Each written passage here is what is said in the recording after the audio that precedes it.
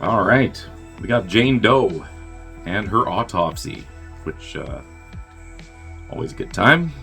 The drill spoiler. Let's just get right into it. I'm gonna be talking about the movie, etc. So if you don't want this spoiled, you have been warned.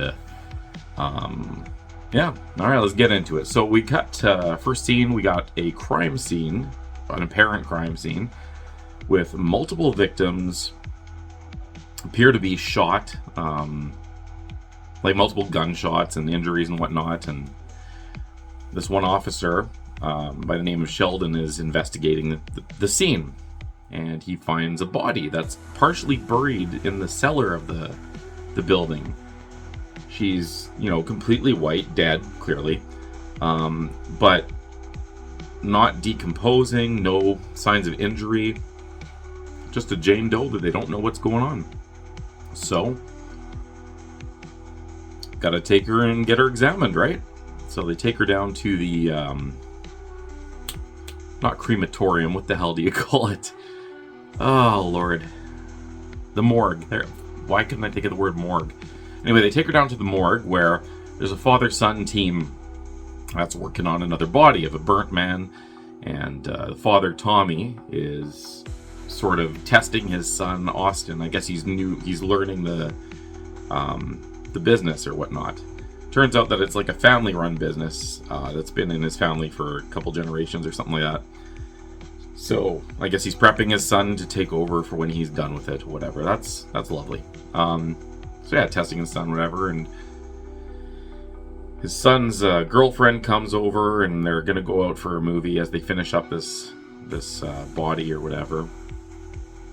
She comes and gets him, and they're about to head out, and as they get to the elevator to go back up to the main floor, the door opens, and there's Officer Sheldon with a body bag, and brings it into the room, explains the situation to Tommy. Says basically, like, we found this body partially buried, no relation to any of the victims on the main floor or whatnot, what have you. We need to know the cause of death. We don't see any kind of... nothing apparent to us anyway, so we need your expertise, basically, to figure out the cause of death. He's like, okay, well, that's what I do. Excuse me. Still got a little bit of remaining of that cough there, but nothing crazy like a couple episodes ago, so we're going to just power through it. I apologize if I have a mild cough here and there, but got a holes going, so we'll see what happens. Anyway. Where was I? Yeah, so they leave the body there. Before that, sorry, the girlfriend, Emma, comes by to pick him up, and she's wanting to see sort of like a self-guided tour of the place with Austin trailing behind, and she's like, I want to see a dead body. He's like, no, there's some things that you like can't unsee. Plus, my dad is pretty strict, and almost right on cue, Tommy's like, I don't know. What one do you want to see? So she's like, okay, I want to see that one. So they open up the thing and pull one out, and she's like, no, the one beside it. And he's like, you don't want to see that one. She's like, yeah, I do. I can handle it. And he's like, and the dad's just like, no, let's let her see it. So he's real encouraging for some reason. Right on. They open it up. This one has a gunshot wound point blank to the face. So he's got a cloth over him with like a little bit of stain seepage and whatnot. And she's like, why is he covered? They explain. And then she looks and she sees a little bell on his toe. And she's like, why is there a bell on the toe? And then Tommy sort of explains it's kind of like an old tradition to make sure that these people were for sure dead. So if you hear the bell, obviously they're not dead. She's like, okay, that's interesting. Why do you do it? And he's like, yeah, old habits die hard, or something along those lines. Anyway, she goes and she's about to take the cover off, and then you hear the little bell ding, and she jumps, and it's the dad messing with her. And she's like, okay, maybe I don't want to see this. Excuse me. So anyway, they're about to go on their movie date, and yeah, the elevator comes down, the new body comes in, and he's like, I really should help my dad. Can we like delay this? We can catch like a midnight show and then like go have some drinks. She's like, oh my god, really? He's like, don't smile, because I know if you smile, you're okay with it. And of course she smiles a little bit. As she's leaving, he yells out, "You're hot," because that makes up for it. Sorry, I just need a drink here so I'm not coughing in your face. Boom. Okay, perfect. Refreshed. So, they begin. They start. Tommy does kind of like a narrative thing, and they're filming it and whatnot. So he's like, okay, so starting the autopsy. This is a Jane Doe brought in from wherever, and all that mumbo jumbo doctor stuff that I'm not smart enough to know and repeat. And they start with an external evaluation. So they look, and there's no stab wounds or noticeable injuries until they get to the ankles. And they notice there's something under the skin. It turns out she has fractured ankles and wrists. But there are no marks of, like, being tied up or anything like that. So they're like, okay, that's interesting. Alright, let's keep looking. So there's a bunch of other weird things that they find in her. Like, one of her teeth is missing. Her tongue is missing entirely. At one point, one of her nostrils flares and little blood comes out and a fly flies out of it. It's like, oh, that's lovely. Her eyes are completely clouded over, which I think he says means that she must have been dead for a while, but she doesn't have rigor mortis, so that's interesting. So yeah, that's it's kind of unusual. Yeah, the blood drips, the fly crawls out, the molars. Then they move to the internal examination. So that would be cutting down the chest and a little V in the thing.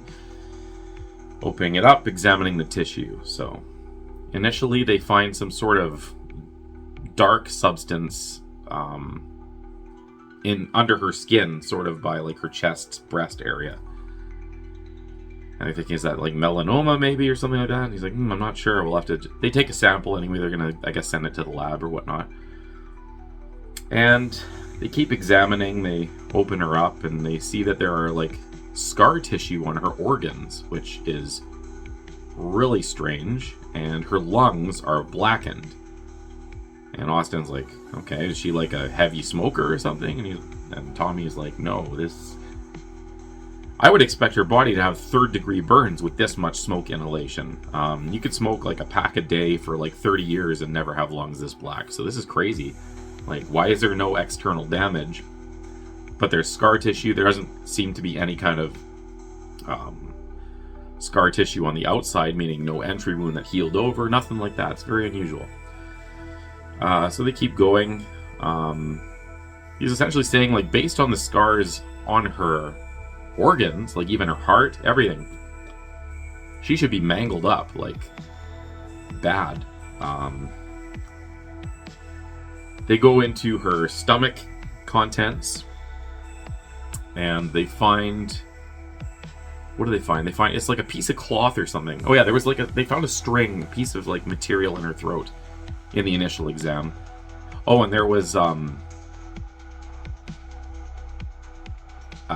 forced entry down below. I don't know how else to say that properly without flagging anything, but you get what I'm saying. So anyway, there's that. Then there, that little piece of material, and they find in her stomach a flower, and they go and they look it up, and it turns out it's something from like the like New England, which is, they're in Virginia, so it's a little bit further away.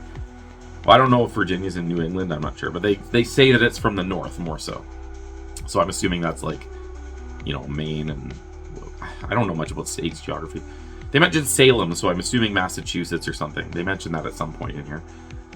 Did I give something away? Oh well, I already said no spoilers, so it doesn't matter. Anyway. So. Where was I? Okay, the flower. And it turns out it's like a poisonous flower that is used to can, like, put you under, essentially, paralyze you, etc. So that's unusual. Digging deeper in her stomach, or maybe it's her intestines, I'm not sure. It's her digestive system of some kind. Whatever organ they're looking in. Let's say it's her what is it called? Duodenum. That's a fun word. There you go. Anyway, they pull out a little bundle of cloth, which is very unusual. And they pull it out, and they open it up, and inside it is a tooth. They match, it turns out it's her missing tooth, so someone, or for whatever reason, this tooth was wrapped in this material, and she was forced to swallow it and a flower.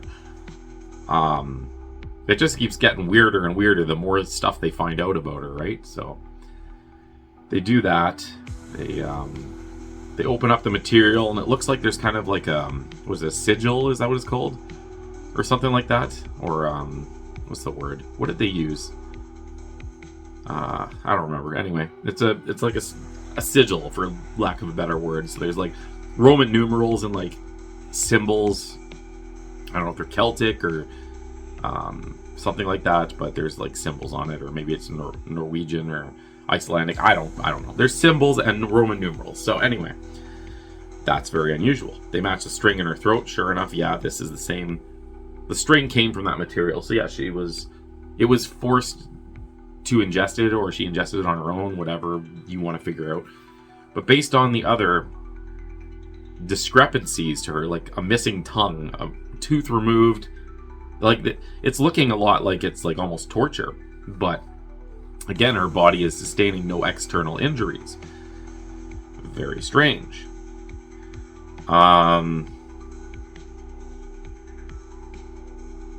Yeah, and then they hear a noise, and Austin goes out to investigate it, and he hears something in the vents, and he goes up to the vents, and he opens it, and something flies by real quick, and he like falls back, and his dad's like, what the hell's going on in here? I guess he's been gone for a minute or two, and he looks back in there, and they find their cat like mortally wounded, I guess. It's not dead, but it's going to die. So Tommy grabs it, and he quickly puts it out of its misery so it's not suffering any longer than it has to. And they put it in the incinerator, essentially. And he says, basically, we find out that that his wife and aka Austin's mother had passed away, and like the cat was like the one thing left of hers that he had, so it was kind of like a moment. Also, it's a cute cat. That sucks in its own. Anyway. Then the weird stuff starts happening, so you can hear a storm outside rumbling a little bit, and you can see the lights flickering slightly and whatnot, and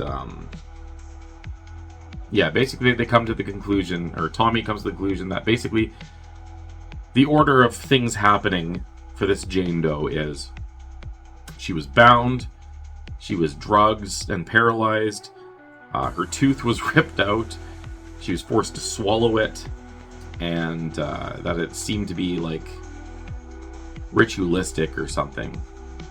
And then the radio comes on, and there's like some old-timey song about like come out and let the sun shine or something like that, or open up and I can't remember the words, but some old-timey song, but the radio just came on its own, which is very strange, so that's fun. They don't seem to notice really or care enough. I mean, it's an electrical surge that could do it, I guess. There's a logical explanation for most of this stuff. They assume, even if they don't know it yet, they just got to figure out what it is, right? Same thing goes for the radio coming on. It's a power surge. You're not thinking right away, ooh, ghosts. But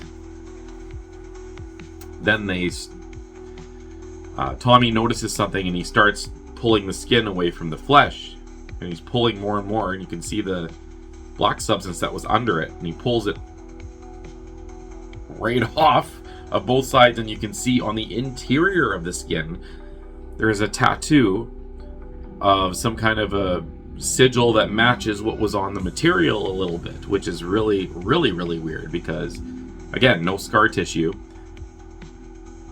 So there's nothing on the external side of her, just the internal, including like inside of her skin, the organ lacerations. Again, so much that doesn't make any sense at all. Then the lights flicker, and then a bunch of them shatter, and there's darkness, and you can hear fumbling around, and Tommy falls, and you can hear him kind of like groaning or screaming a little bit. Not screaming, but like, like something hurts. He hurt himself, either way. Austin gets the flashlight on and starts flashing around, and even Tommy at this point is like earlier, a couple minutes before or whatever, when things started getting wiggy, Austin had suggested like, let's go, it's late, we'll finish this in the morning. And he's getting the Wiggins, right? Well, At this point, Tommy is now like, okay, let's get the fuck out of here. I don't like this at all. So they go and they go to his office, I guess, and they try to make a phone call to Sheldon. They go out there's like a cellar door or whatever, so it's in the basement, I guess. And they enter the crematorium and autopsy area through this cellar door. And anyway, the cellar door is stuck. So apparently a tree had been knocked over by the storm onto the door. So that's why they're going to the phone, they're calling Sheldon, and they're like, hey, we're stuck here. Like, can you come down right away? You know, like, not only is there fucked up stuff about your Jane Doe, which they don't mention, but they would, I guess, when he got there. But yeah, they mentioned they're stuck. Basically, the tree's fallen over. Unfortunately, the storm is causing too much, what would you call it? Interference, I guess, in the phone line. So he's cutting out, and then the phone lines go dead. So that's not good. And then the lights dim off again, and the generator kicks in, so they have kind of like half-assed lights now, which is good. And then they start hearing more noises outside, and then they hear a little ding. Yep, it's the foot bell. So that's not creepy at all. When Austin had gone to investigate the noise, he had seen like a human figure in, you know, one of those concave mirrors that are in the corner so you can see around the corner kind of or whatever. Well, he'd seen a figure around there, but when he looked down the hallway, there was nothing there. So I think that's when he started to get like, we should not do this tonight. We should do this tomorrow. Anyway, back to the bell noise. They hear it getting closer and closer, and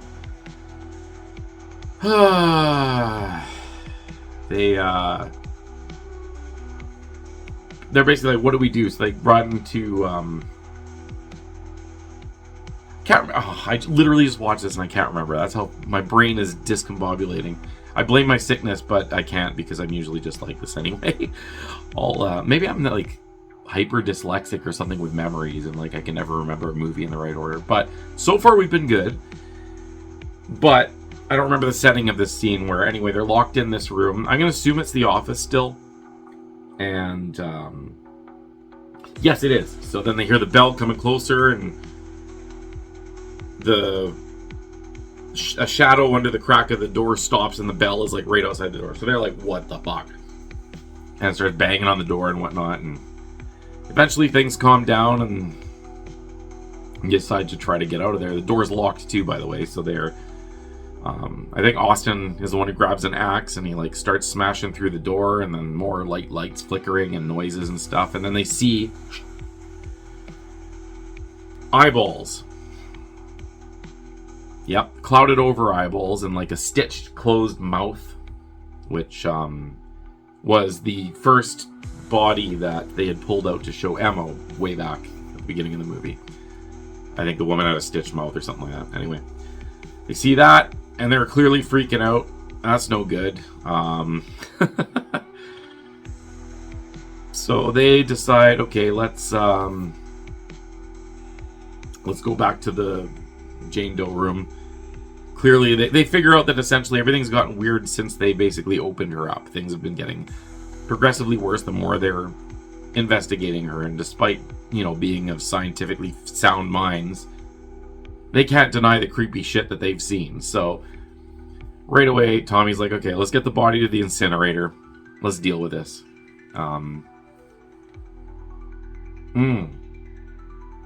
Okay, sorry, my bad. So,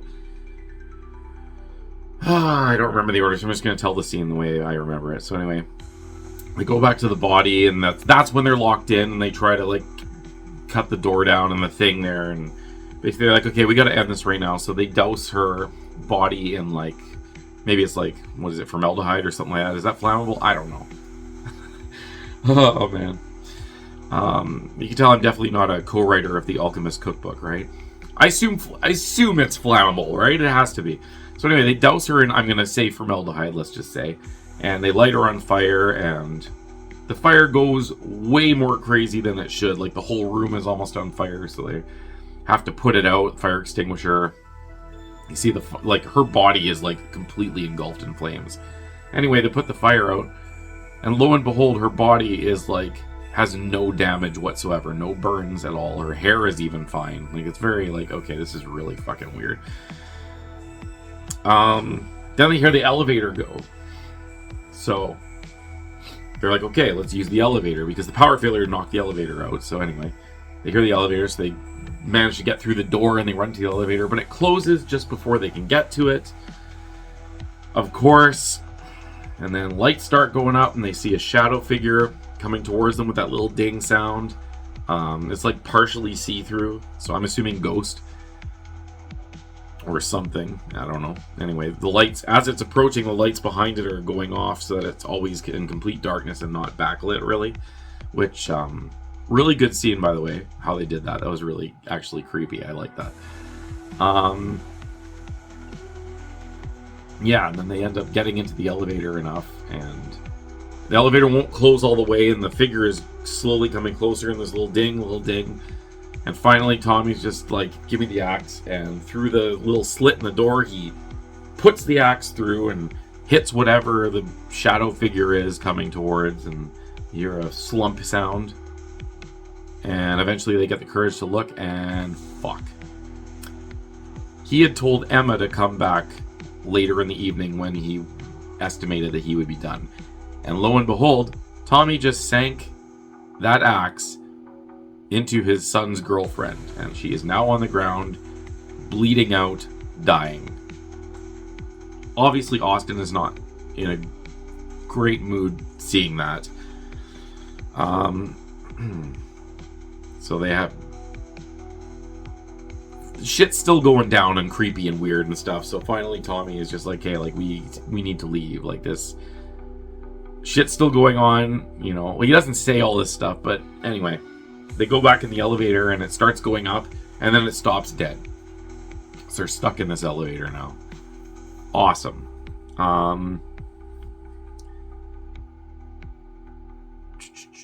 No, my bad. They were stuck in the elevator, and that's why then the figure came. Oh my god. Okay, anyway, they decide that essentially they have to figure out the cause of death, because in a lot of like stories and whatnot, if there's a ghost or like some haunted thing and you figure out what killed it or why it's suffering, it'll be free and it'll break the curse or whatever. So they just, I guess they go with that logic because it seems to make sense in a lot of other media, be it books, TV shows, movies, whatever. So that's the plan.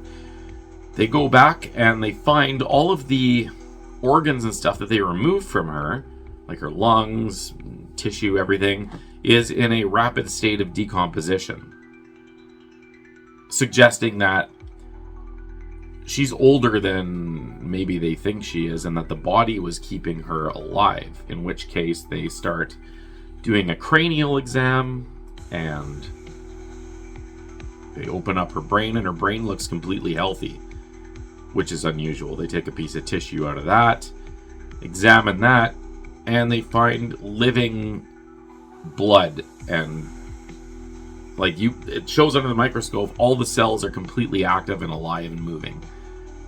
And they realize she's not dead, which doesn't make sense because they just ripped out a chunk of her brain. They removed like almost all of her organs. That's messed up. Then they start looking at the sigil or whatever it was again, and they find out it leads to, I think it's like a biblical passage or something. Did they say like Leviticus, or is that a biblical passage? I think that's what they said. Anyway, something to do with like witchcraft or whatever. Like the person who seeks out a spirit or something will be condemned as a witch or whatever. And they put two and two together, and they're like, okay, the flower, it's from like the New England area. Salem had witch trials, and Tommy's like, yeah, but like they weren't actual witches. They were like innocent people.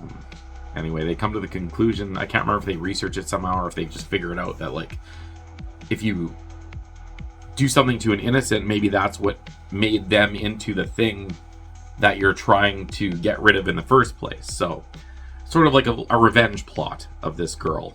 She was tortured and basically condemned to eternal suffering and pain and God only knows what else. And she's taking revenge on basically anyone at this point now. We find out as well that she... Oh, my brain just exploded again. Sorry. Yeah, she's still suffering. And she can feel like everything that they've done. Everything that was done to her in the past and everything that was done to her then. They figure out, they look at the sigil again and they work out that it has a date from like the 1700s. So meaning, I mean, I might have missed something too, but like they come to the conclusion that she's from like the witch trial days. Is that the 1700s? Maybe it's the 1800s. I can't remember. Anyway, from that time period, and this is exactly what is going on. So she must have been like an innocent or something and was cursed, or maybe she actually was a witch. We don't know, but they're just throwing ideas out there. Anyway, we find out that Tommy's injury is more substantial than initially thought. He lifts up his shirt and reveals like markings, kind of like almost like ruins. It's hard to say the words sometimes when, you know, you're as cool as I am. Anyway. So yeah, he whispers to her as Austin's dealing with other weird, creepy shit. He basically says, listen, like, I'm not gonna fight you. Don't hurt him. I will help you. I want to help you. And everything seems to calm down again, and suddenly he starts screaming, and you see his ankles snap and his wrists snap, and you see hers reform back into proper shape, like the little loose bone goes back in. You see all the stuff basically that's happened to her happening to him, minus the gore. There's not really, like, you don't see his chest ripped open and his organs taken out or anything, but like clearly the pain that she felt, he's feeling this.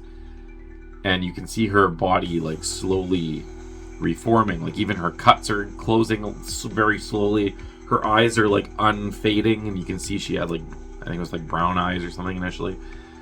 Anyway, Tommy is in such excruciating pain. He's like trying to reach for his scalpel as his son's holding him, and he's just like, please. And eventually, like Tommy did to the cat, Austin did to his dad, puts something right in his heart, and he's dead. So one night, he's lost his girlfriend, he's lost his dad, and there's some creepy dead witch causing all this shit. So that's fun. Fun. Anyway, it seems like the curse is maybe broken. It seems that way. Anyway, he hears banging from outside, and like, calm down, someone's just squealing outside my window. Anyway, he hears like chainsaws and stuff, and someone shouting from outside, like, we're, you know, Austin, are you in there? Blah, blah, blah, blah. And he runs to the thing. He's like, yes. He's like, okay, we removed the tree. You can come out now. And he's pushing on the cellar door. He's like, I can't get out. He's like, come out. Come out. And then it's like the voice of, I think, Sheldon or whatever. He's like, come out, come out. And then eventually the voice turns into that, Come Let the Sunshine song or whatever that was on the radio that was playing. And that's when he realizes, okay, shit's getting weird. And then he turns and he sees his father standing beside him, and that startles the shit out of him. He falls over or through a railing, like a wooden banister thing, falls on the ground, snaps his neck, he's dead. So yeah, she took out the 3 people that were in her presence, even though the girlfriend wasn't really in her presence. She was just an unlucky person that got tangled into it by returning. And yeah, then we cut to the investigation inside the mortuary or whatever you call it. And there's Sheldon and his team looking at everything, and he's like, I don't understand it. I've known this family for like decades. Like, they wouldn't just do that. And he's like, okay, well, we gotta get, they're like, what do you want to do with her? And they cut to Jane Doe, and you see her like chest has no scar on it whatsoever. Her eyes are back clouded. She's in the exact same condition that she was when they initially brought her there, meaning it looked like they absolutely did no work on her and just destroyed the place and each other. So that's weird. He's like, all right, well, we got to get this body to another place and get it looked at, I guess. Get it out of my county. I don't even want to deal with it at this point. So they load her up in a truck, and the driver is driving off, and he's listening to the radio, and it's some like religious channel, and then it cuts into that let the sun shine or whatever song that seems to be the theme of the film. And it zooms in, or it zooms out and goes through the back of the truck and slowly over Jane Doe's body, and stops on her feet with a little toe tag, and one of her toes goes like that, and then you hear the little dingle sound, and then the movie cuts out. So the curse is moving to another morgue. And that's the end of it. Again, these explanations, I do not do these films justice half the time. Sometimes maybe they do more justice for the bad films, but I liked this one a fair amount. I don't know what ratings it got, but I like this film because it's not exactly it's kind of a slow burn, I guess, yeah, but it's a short movie. It's less than an hour and a half, I think, so it is paced very well for what it is. I love the fact that, I've said this in other videos too, films that don't rely on cheap jump scares, they genuinely give you a creepy atmosphere that leaves you on edge long term, not just like and then you're good. You know what I mean? Like, I appreciate that so much more. I do like a good jump scare, I'll be fair, but I just feel that horror that doesn't rely on them and actually builds up an atmosphere where you're genuinely uneasy for the entire duration of when shit starts to get to real are much more intelligent of a script. Maybe I'm wrong. Maybe I'm just a snotty nose, I don't know, toffee nose, whatever you call them. Yeah, anyway, full of myself. That's what I'm trying to say. But that's what I think. So that's kind of what this movie did. There were like a couple of like jumps, a little bit, like the eyes when they come in front of the door, when the thing runs by in the vent is kind of a jump scare, I guess, a little bit. But it relied mostly on the atmosphere of the film itself. So huge props to that. I don't know any of the actors in this film, or actresses. Well, I guess actors is both genders now, so it doesn't matter. I don't know any of the actors in this film by name off the top of my head, but they all did a pretty good job. Everyone seemed pretty believable, especially Jane Doe. She just had to lie there and get cut open. But yeah, so that was good. I don't really understand the music choice, because if she was from like the 1700s or something like that, or like witch trial days, that kind of music would be way in the future. So I don't know how that specifically relates to what is going on and like the body itself, but I mean, maybe it's a creepy thing, I don't know. Maybe it had something to do with the place that she was in prior that like got massacred when they initially found her body, half buried. Oh yeah, that's another thing that they mentioned too when they were doing the external. They find like peat under her toenails and fingernails and whatnot. So they're like, okay, that's another reason why they assume that she's from the North New England area. And then they find the flower, and that confirms it. Anyway, so yeah, all around that was pretty good too. The practical effects for like an autopsy, I've never like obviously seen a real autopsy except for the Alien one back in the 90s. That was 100% real. Wink wink. But no, I've never seen like a human autopsy, really. But it looked like it would be real. Oh shit, that's another thing I forgot to mention. When they make the first incision, she starts like bleeding profusely, which they're like, that's really weird too. And Tommy's like, yeah, if it's like a really fresh body, I mean, that can happen. I guess they seem to forget that she has clouded eyes, and had mentioned earlier that she had been dead for a while, most likely. So it's kind of like, I guess they're so in awe of it, and he's just stating like what he knows, but they contradict each other, and obviously they see more and more things that contradict each other. Anyway, the build up like that is good. Just like consistently more and more things are frigged up about the body. I also like the fact that we never find out who it was. Like, it's not like, oh, this was Florence Hefferson from this village from back then, and she was a witch. There's like no backstory. It's just they assume that that's what it was, and that the date on the cloth sigil thing sort of pointed to that and said that. So I do like that there's no backstory to this Jane. She's literally a Jane Doe. So that is also very cool. Yeah, all in all, like, just a solid movie. I don't know how else to say it. What am I going to give it? I'm going to give it a really high mark, actually. Well, not really high, but I'm going to give it a higher than usual mark, and I'm going to say 7.76. Yeah, 7.76. So it's just slightly better than 7.25. So I did thoroughly enjoy this movie. I don't know if it's like a frequent rewatch, but it is a rewatch. So would I recommend it? I would, yeah. If you like kind of, I guess it's a slow burn, but for me, I was into it the whole time, so it doesn't feel like a super slow burn. Like there's some movie, I'm trying to think of an example that like takes forever to get going.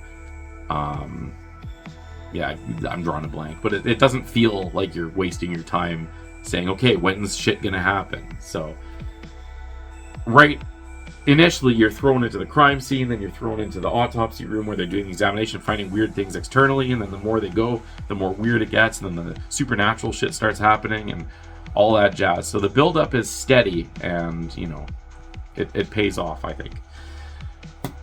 The ending, I'm good with it. It doesn't necessarily need a sequel, but they leave it open to the fact that this curse will continue. Not so much, you know, the curse will continue, see you in, you know, a couple of years when we do the next movie, but just knowing that it's a continuation of what happened, regardless of whether or not they made another movie, is kind of cool. I like those open-ended, you know, you think you beat the evil, but you didn't. Sucks to be you. So that's a fun bonus. Anyway, I'm rambling on a little bit too long about this, but all in all, solid movie. I would say go see it.